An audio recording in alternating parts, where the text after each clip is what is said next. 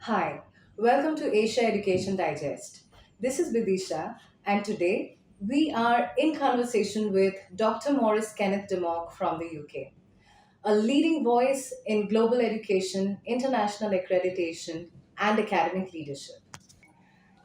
Thank you, Dr. Morris, for giving us this time. And I'm sure that today we're going to have a lovely discussion. And what we would request you to share with us is your experience and your insights on what you think the future of education looks like, what is evolving in students, and what institutions should be doing to keep up with the competitive times and to stay relevant. Okay. So, Dr. Demok, what we would like to first discuss with you is you started off as a teacher. Yeah. So, that was when you started off teaching physics. So, what inspired you to move from teaching to get into academic leadership globally? Well, I think first of all, it's physics was always my initial passion. Um, Going against my father. My father was a chemist, and he wanted me to work in chemistry, similar to him. But I was enjoying more undertaking teachers were. Um, when I was at school, I was not a good student. Um, the the lecturers, the teachers were, I'm afraid, not very good, and I was only interested in football, to be honest, and Okay. I spent most of my time playing soccer, not interested in academic work. So I actually started to work first at ICI I took an apprenticeship, and whilst I was there, they sent me on day release and night school to study for my national certificate, higher national certificate. And I found a totally different type of lecturer and teacher in further education. People who'd actually worked in industry, that they knew what it was about, and they were able to apply the academic knowledge. From there, I went to university, and again, at university, I met quite different types of teacher.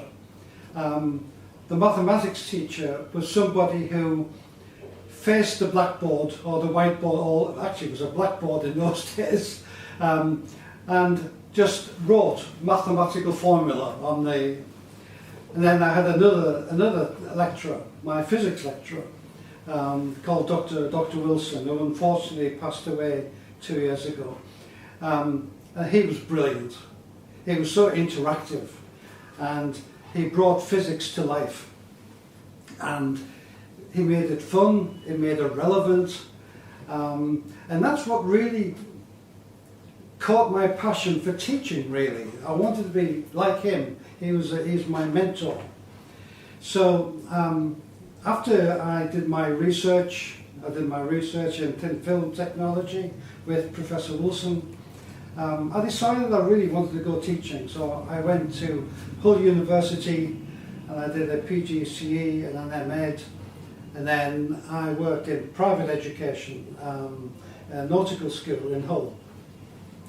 And I think even all the different jobs I've had, the most enjoyable was when I was there in front of the students. I just loved teaching. I became an inspector, or a Majesty's Inspector of Schools. I became head of sixth form quite quickly, taught physics and mathematics.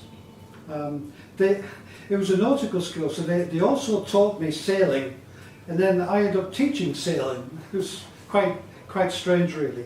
But I think what really moved me away from schools, teaching of physics in schools, was the curriculum was not kept up to date. Okay. I was teaching A-level physics, and the stuff I was teaching was very, very old-fashioned. It was out of date. Then I had an opportunity to move into further education, where I first caught my passion for teaching.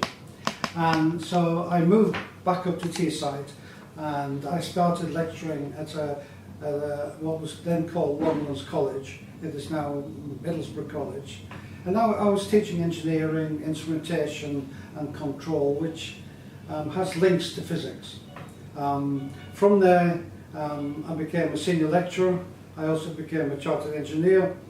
I then got an opportunity of being a dean of engineering at another college in the area. And whilst I was there, I started to get involved in international work. And I was putting bids in for World Bank funding.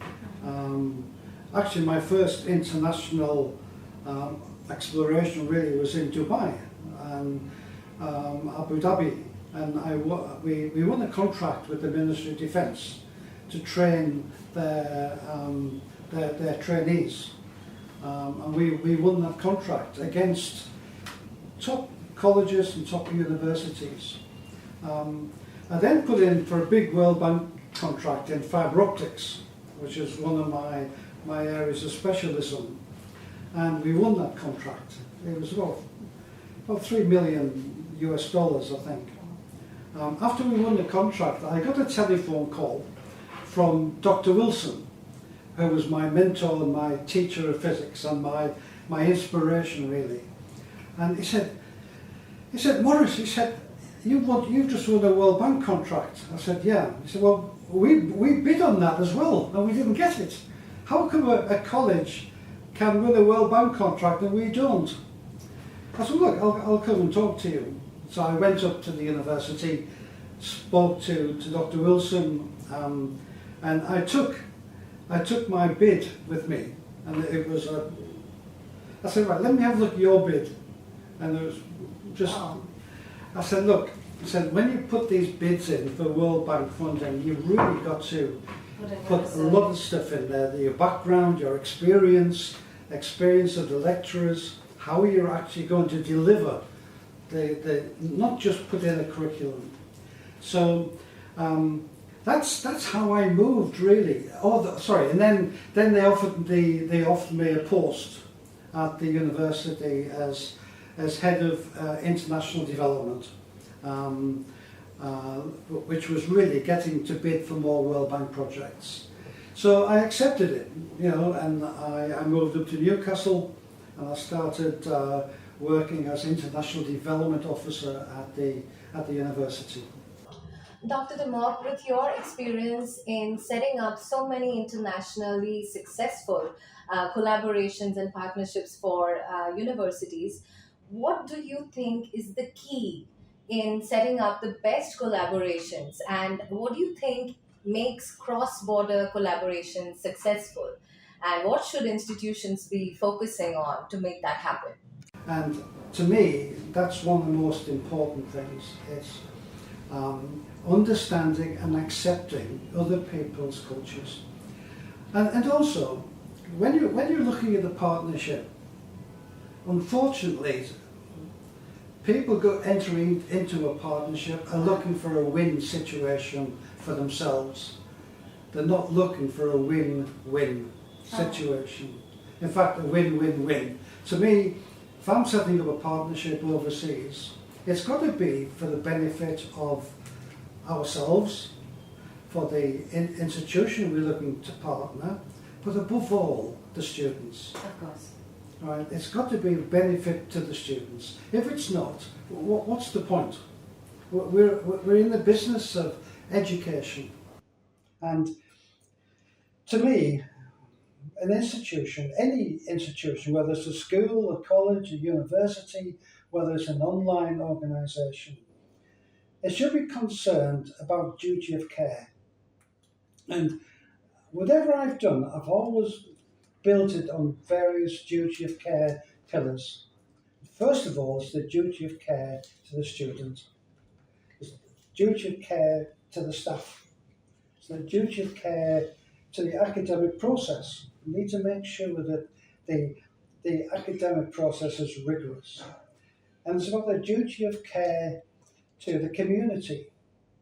I always believe that any college or school or university should have an involvement with the local community. And I know it's difficult for online institutions to do that, but generally speaking, to be involved in the community. Also, that any institution, any education institution, should be about inclusivity and diversity, okay, and giving opportunities for all. You know, education is a right. Everybody should have access to education. One of my big concerns of today is the number of women around the world who do not have access to education. That is something that all institutions have got to address. Also, these days, I think we all learned a lot through COVID. Okay, I remember sitting in my garden back in England when COVID hit. We weren't allowed to go out, we weren't allowed to mix. All of a sudden, the environment became beautiful. Birds were singing, rabbits coming into the garden, and the seas were a lot clearer. We're getting more fish coming close to land, and I think COVID showed us what the environment could be like. And I'm 100% behind the United Nations sustainability goals, and I now encourage all institutions to strive towards the United Nations sustainability goals. So we've got duty of care to students, duty of care to staff, duty of care to the academic process, duty of care to the community, duty of care to sustainability in the environment, and the duty of care towards inclusivity and diversity. And if an institution that I'm looking at working with are not interested in those things, then I'm afraid I'm not interested in working with them. Dr. Dimmock, if you could throw some light on what you feel are the biggest challenges for educational institutions today when they want to improve their global visibility and also make it a mark in the university rankings worldwide. Okay, I think one of the things that's happening worldwide now, especially in the West, that the universities, their fees are becoming very, very expensive. There is a move away from traditional engineering and science, and many faculties are closing down. And that's why a lot of universities now are looking internationally to recruit students to the engineering, the science and medical fields, because their home students are just not going there. As far as challenges are concerned, it's always going to be on recruitment. I remember when I first started international student recruitment at the university, there was 5 major countries involved in recruiting international students. There was the UK, the US, Australia, Canada and New Zealand, plus 1 or 2 others. Okay.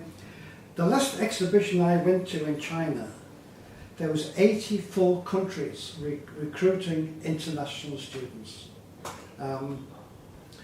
Most international students now are coming from China, closely followed by India. The number of Indian students now studying overseas is rapidly catching up the Chinese. One of the big problems also, I found that it was very easy for us to recruit Chinese students, okay? But we had an MBA class, and in that class, 95% of them were Chinese. And that's not a good experience for the students.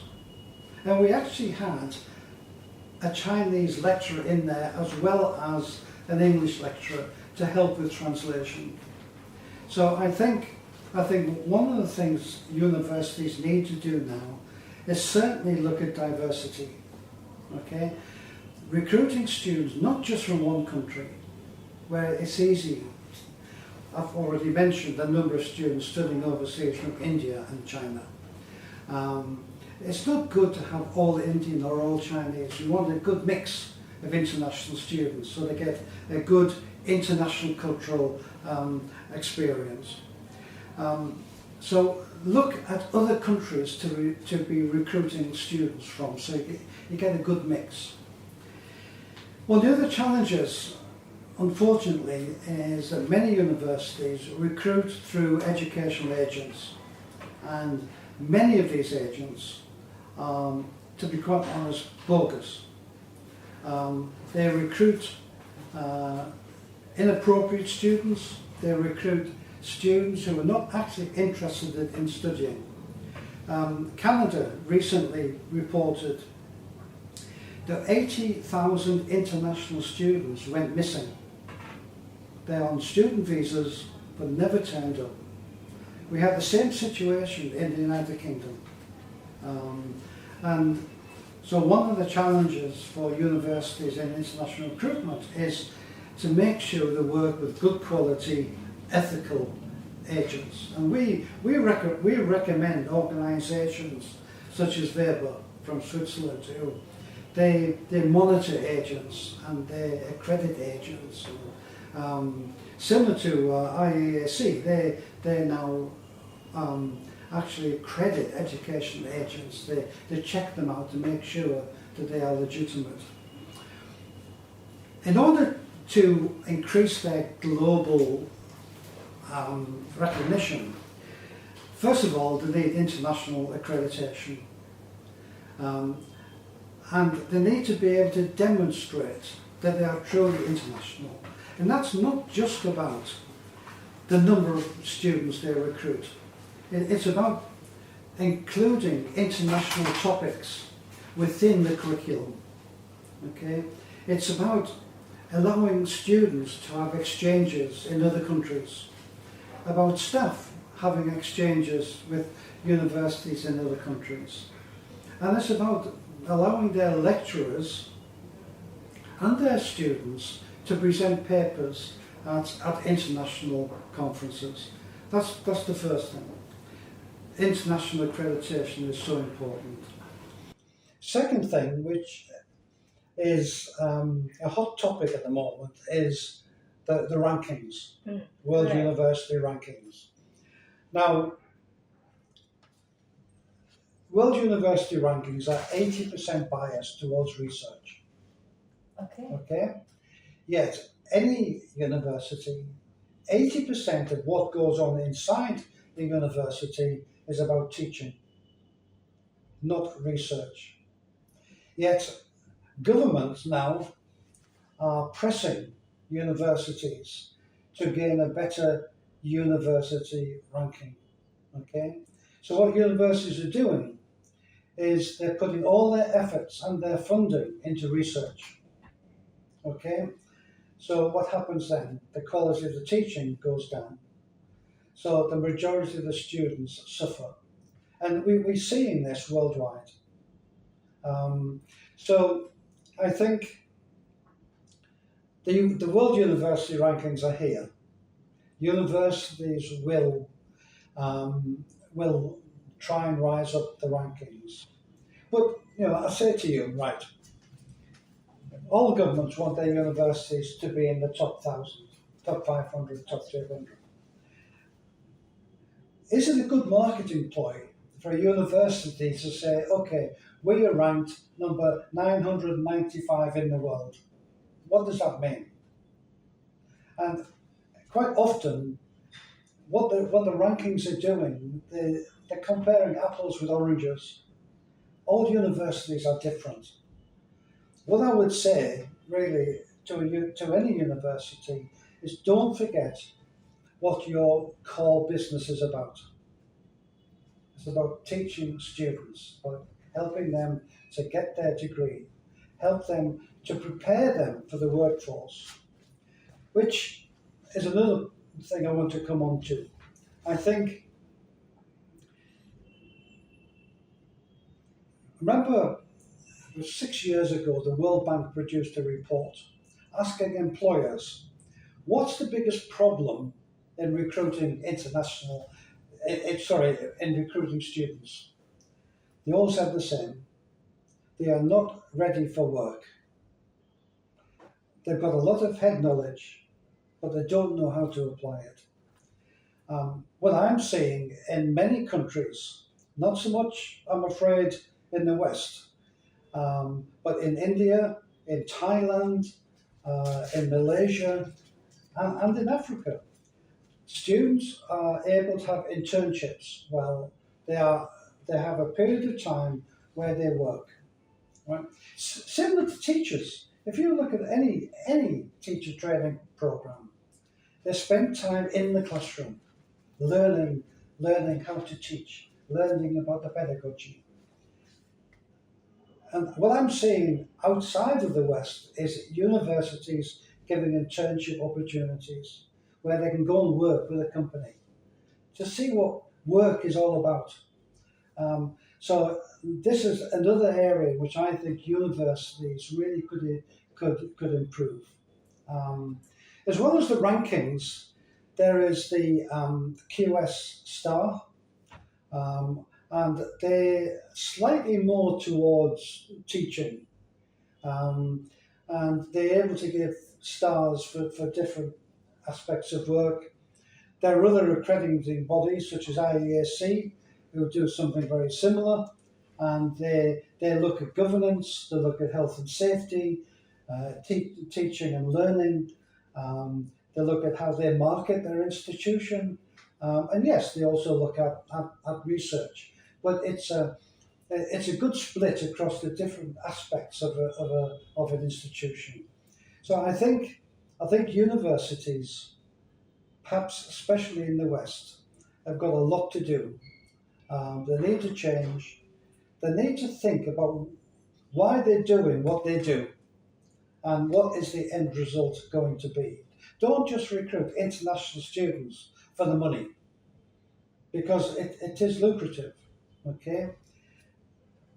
Yes, look at the rankings, but don't change your core function to suit the rankings. And I would make a plea to the Times Higher, to QS, to the Johnson ranking systems. Change what you're doing. Okay, have different categories. Okay, there are research universities, but there are also universities that concentrate on teaching. So have different categories. They've already got categories for new universities, which is good. And they've got categories for regional universities. But they also should have categories for the type of university. So you're comparing apples with apples and oranges with oranges, not apples with oranges. Dr. Dimmock, so my next question is regarding your insight on what students should be looking at when they are choosing an institute. You mentioned that it is very important for students to focus on real life career and if they are prepared for it. So, how do they choose the institution that will prepare them for real life challenges? It's a difficult question, really, because different students are looking for different things from a university.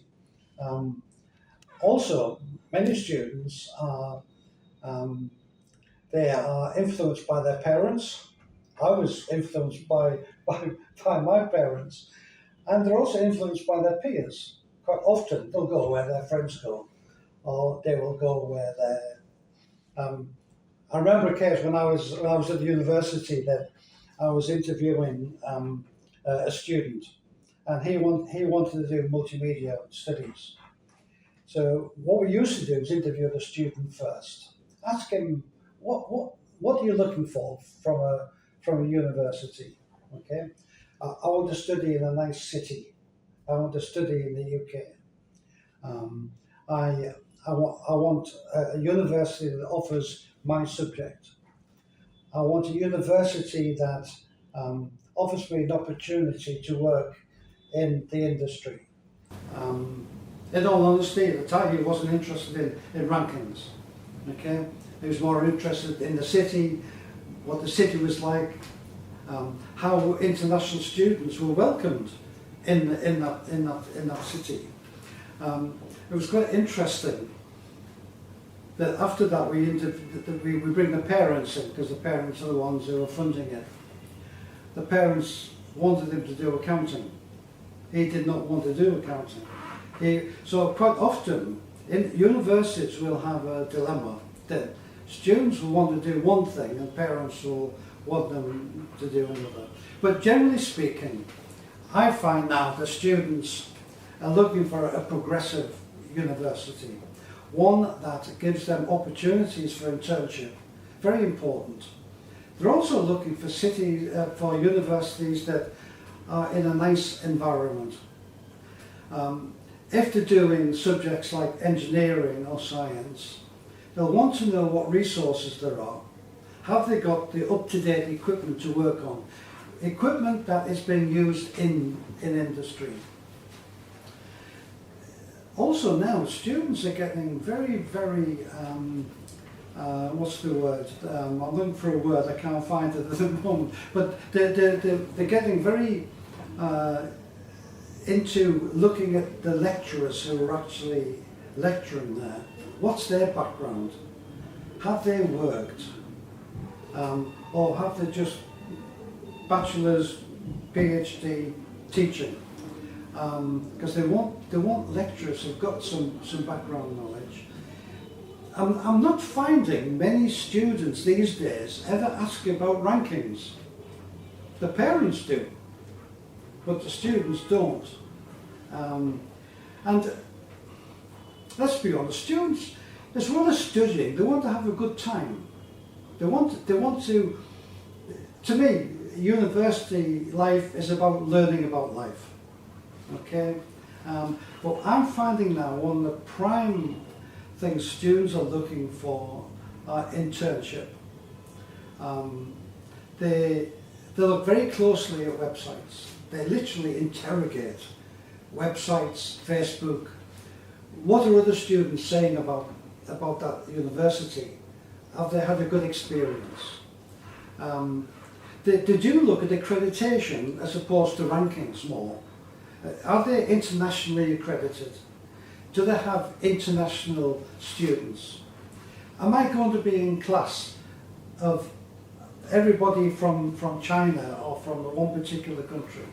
And they are looking for diversity. But I know it doesn't sound a very good answer really, but a lot of them choose it on the city. Right? I remember recruiting some students from Malaysia, and I said, why are you choosing Newcastle? I love the football team. It's amazing the different reasons students actually study. But when they get down to it, they want to make sure they've got the program that they've got on offer, the resources that they offer. Is there opportunities for internship? And also, these days, the situation with the visa. How easy is it to get a visa? I've just read in the newspaper yesterday that international students are turning their backs on the USA. And that's for one reason only. I won't go into that, but I think most people know. International students from Harvard, they're having their visas revoked. Students who are due to go to Harvard internationally are now moving to other institutions like Oxford and Cambridge. So the ease of visa is also a very important issue. I know it's not an academic issue, but it's an important issue for students. Many students, they want opportunity to work whilst they're studying. I remember in England 20 years ago, students could work up to 21 hours a week. I don't know how they managed to do that as well as study, but they were allowed to. Then they reduced it to 15 hours, then they stopped it. Okay? And the number of students dropped dramatically. Okay? Because international fees are expensive. Okay? And they want to work to supplement their income to pay for studies and accommodation. And also, students used to be able to stay in a country for a year or 2 years after graduating. Most countries now have stopped that. Okay, so finance is a big issue, visas are a big issue, the academic program is a big issue, the quality of the lecturers and the resources and their accreditation. All these things. Also, how attractive is the website? That often, you know, and unfortunately, I'm seeing many universities exaggerate too much what's on offer on the website. Looking at the social media now, students can find out what other students feel about that institution, and that is becoming more and more popular now.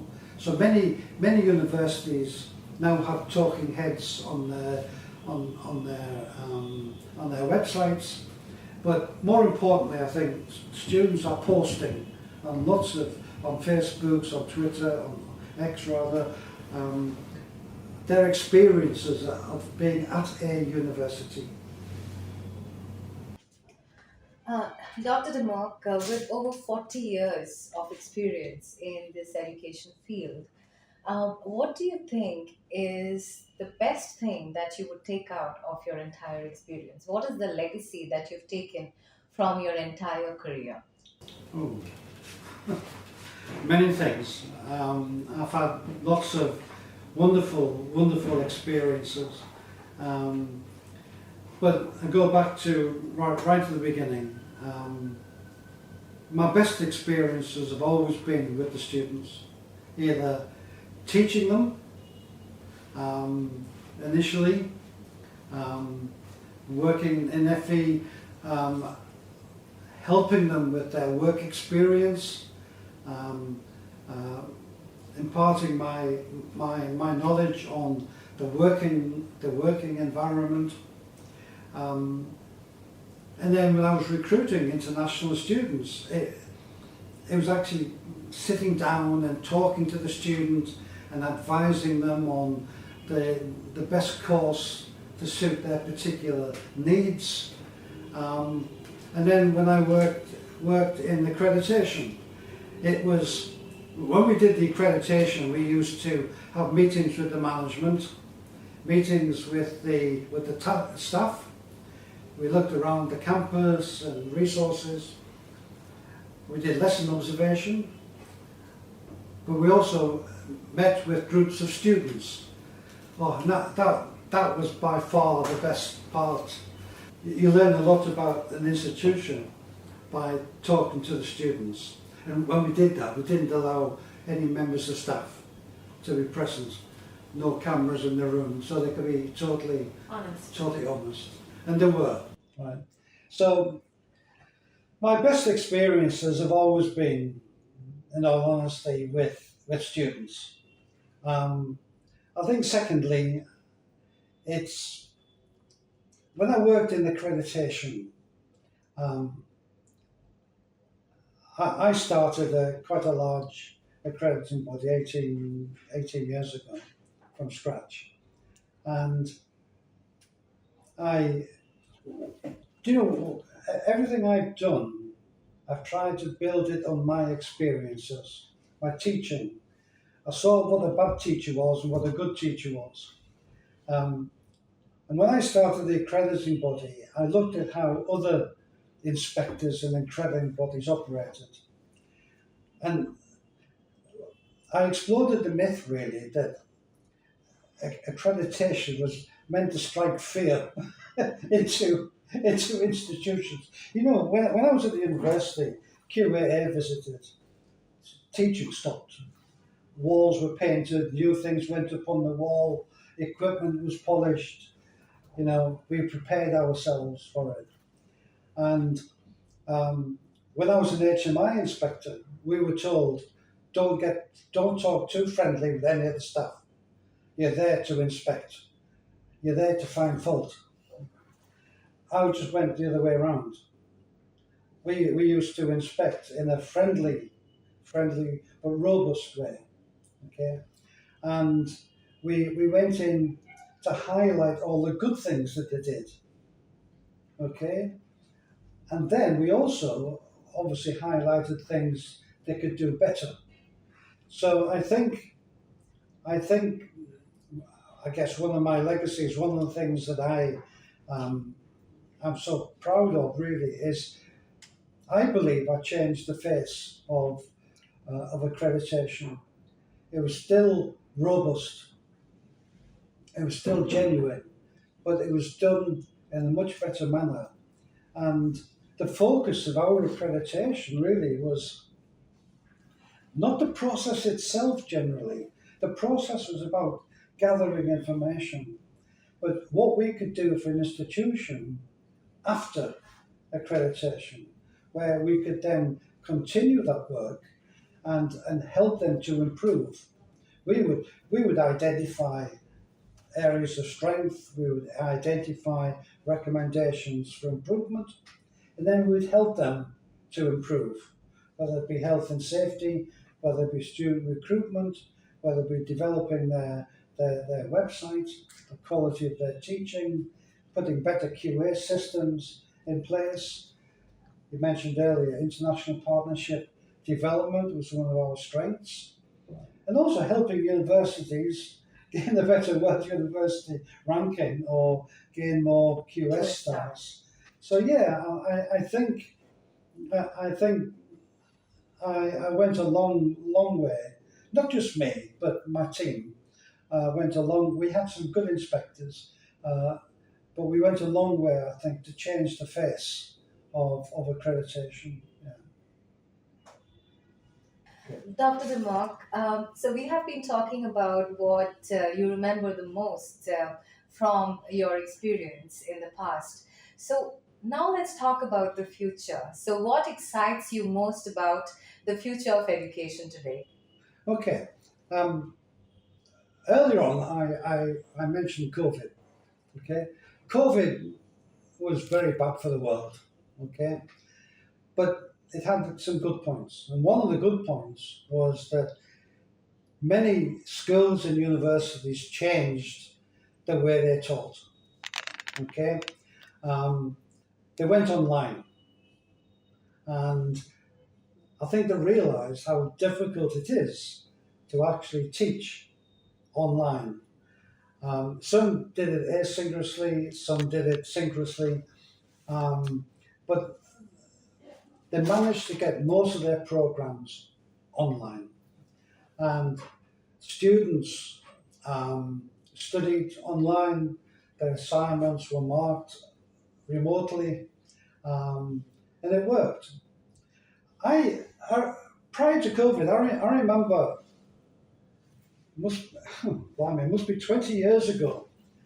Um, I was working with the University of Toronto in Ontario, Canada, and in Canada they changed their school leaving age, which meant the universities were getting many more students into first year because of the change in school leaving age. So what we proposed was in those days we called it a flip system, where instead of the students coming into classes, the lecturers prepared notes and they were sent remotely to students' laptops or whatever. And the actual learning material was taught was taken on board or learned remotely. Okay, and then they came into the university for discussion, debate, further talking around the topic. And some of the older professors they're appalled.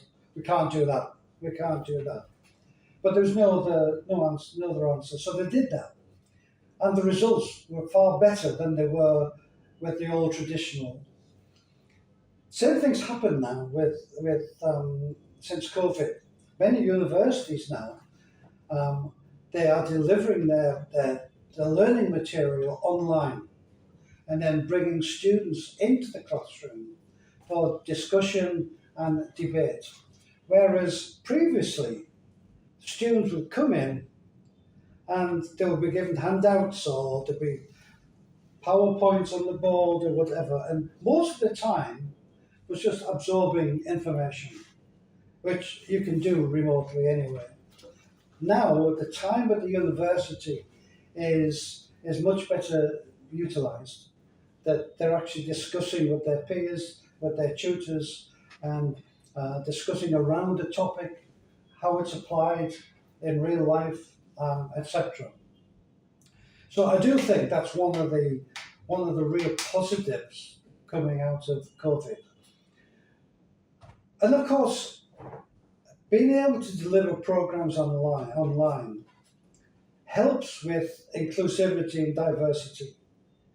It's enabling you to put your programs out to a much wider audience at a much lower cost. So it's helping, in my view, the whole area of inclusivity. The other thing I spoke about um, is sustainability. I'm now seeing many universities now um, seriously looking at sustainability, looking at the environment, lowering their carbon footprint, looking at how they can conserve energy. Um, One university we accredited in Thailand, um, when the last student goes out of a classroom, automatically the air conditioning and the lighting goes down. Okay, really conserving energy, using wind power, using solar energy, and thanks to the United Nations and also the Times Higher, who have rankings now on aimed towards sustainability. I'm seeing many universities now getting involved. More of their research is being done towards sustainability. So I think what excites me mainly is that universities are taking seriously the issue of inclusivity and diversity, taking seriously looking at sustainability. I am seeing more universities now giving opportunities for students to have internship. I'm seeing more universities get involved in the true meaning of internationalisation, and I'm seeing more universities now collaborating with other universities, and that does excite me. Yeah. Dr. Dimmock, we have been talking about students, and learners today have no age. So, can you give more insight on what is happening in the professional development sphere? So, what is the change in landscape for professional development, and what do you think are the factors that are driving this change? Okay. I think you mentioned yourself really. Lifelong learning is becoming far more acknowledged now worldwide. Um, most most professions now they require their staff to undertake so many hours per week professional development. Um, it's happened in schools and universities, accountancy companies, lawyer companies. Many professions now are requiring their staff to undertake professional development. And I think the reason is that technology is changing so rapidly. Um, so what's driving it, I think, is the need to keep up to date with modern trends, modern technology. Um, as people are undertaking more research, they're finding better ways of doing things, and that's all professions. It's not just one profession; it's all professions. Um, and I'm pleased to say that the teaching profession seem to be at the forefront of this. That they're realising that there's so much to learn in teaching our young people.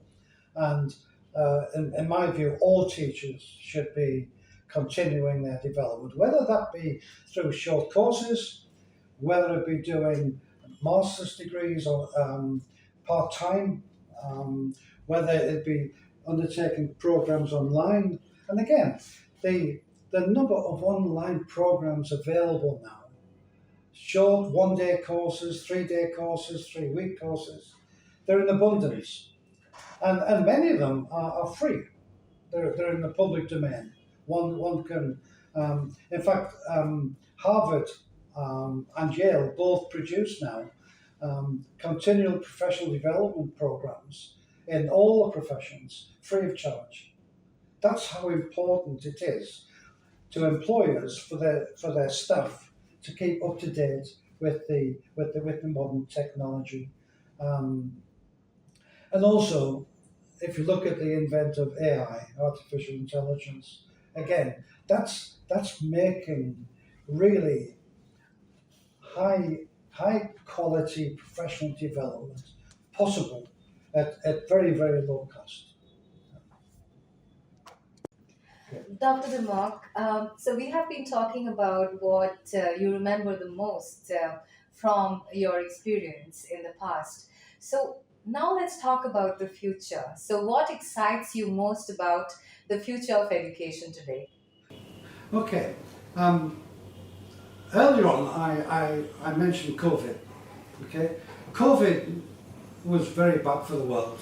Okay, but it had some good points, and one of the good points was that many schools and universities changed the way they taught. Okay, um, they went online, and I think they realised how difficult it is to actually teach online. Some did it asynchronously, some did it synchronously, but they managed to get most of their programs online. And students studied online, their assignments were marked remotely, and it worked.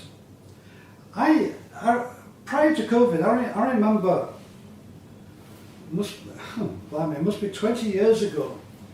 I was working with the University of Toronto in Ontario, Canada, and in Canada they changed their school leaving age, which meant the universities were getting many more students into first year because of the change in school leaving age. So what we proposed was in those days we called it the flip system, where instead of the students coming into classes, the lecturers prepared notes and they were sent remotely to students' laptops or whatever, and the actual learning material was taught was taken on board or learned remotely. Okay, and then they came into the university for discussion, debate, further talking around the topic.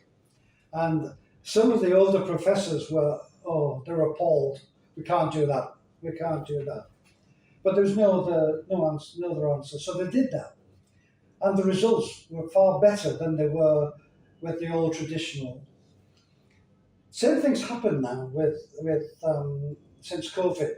Many universities now, they are delivering their learning material online and then bringing students into the classroom for discussion and debate. Whereas previously, students would come in and they would be given handouts or there'd be PowerPoints on the board or whatever, and most of the time was just absorbing information, which you can do remotely anyway. Now, the time at the university is much better utilised, that they're actually discussing with their peers, with their tutors, and discussing around the topic, how it's applied in real life, etc. So I do think that's one of the real positives coming out of COVID. And of course, being able to deliver programs online helps with inclusivity and diversity. It's enabling you to put your programs out to a much wider audience at a much lower cost. So it's helping, in my view, the whole area of inclusivity. The other thing I spoke about um, is sustainability. I'm now seeing many universities now um, seriously looking at sustainability, looking at the environment, lowering their carbon footprint, looking at how they can conserve energy. Um, One university we accredited in Thailand, um, when the last student goes out of a classroom, automatically the air conditioning and the lighting goes down. Okay, really conserving energy, using wind power, using solar energy, and thanks to the United Nations and also the Times Higher, who have rankings now on aimed towards sustainability. I'm seeing many universities now getting involved. More of their research is being done towards sustainability. So I think what excites me mainly is that universities are taking seriously the issue of inclusivity and diversity, taking seriously looking at sustainability. I am seeing more universities now giving opportunities for students to have internship. I'm seeing more universities get involved in the true meaning of internationalisation, and I'm seeing more universities now collaborating with other universities, and that does excite me. Yeah. Thank you, Dr. Dimmock, for giving us your time and sharing with us your experience and your insights. So, readers, today we have had this discussion where we've explored the future of education through the eyes of a global expert. So, keep reading and stay tuned with Asia Education Digest. Stay inspired and keep learning.